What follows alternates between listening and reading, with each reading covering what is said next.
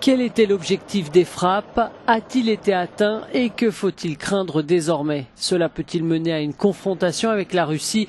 Nous avons interrogé le général Dominique Trinquant, ancien conseiller défense d'Emmanuel Macron. Le but de l'opération était de détruire les capacités d'emploi de l'arme chimique par le gouvernement de Bachar al-Assad en Syrie.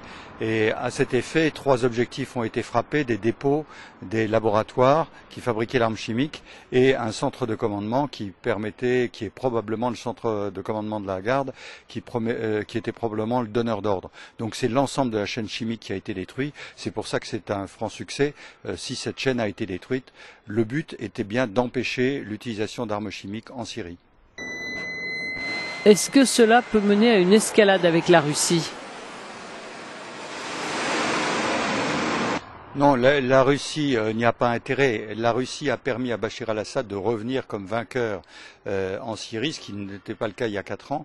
Et donc cette fois-ci, si vous voulez, l'avenir de la Syrie va se faire grâce à la Russie, à l'Iran et à la Turquie en particulier.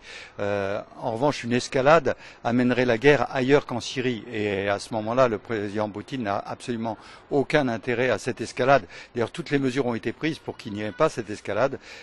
Tactiquement, les Russes ont été prévenus pour qu'ils ne soient pas frappés, et la discussion entre le président Macron et le président Poutine hier était de bien signifier qu'il fallait revenir autour de la table des négociations. Et donc l'avenir de la Syrie se fera forcément autour des intervenants extérieurs qui se retrouvaient à Astana ou à Ankara il n'y a pas longtemps, la Russie, la Turquie et l'Iran, mais également avec la Syrie bien sûr, et maintenant on l'espère avec les Occidentaux qui ont un rôle à jouer en particulier dans la reconstruction de la Syrie.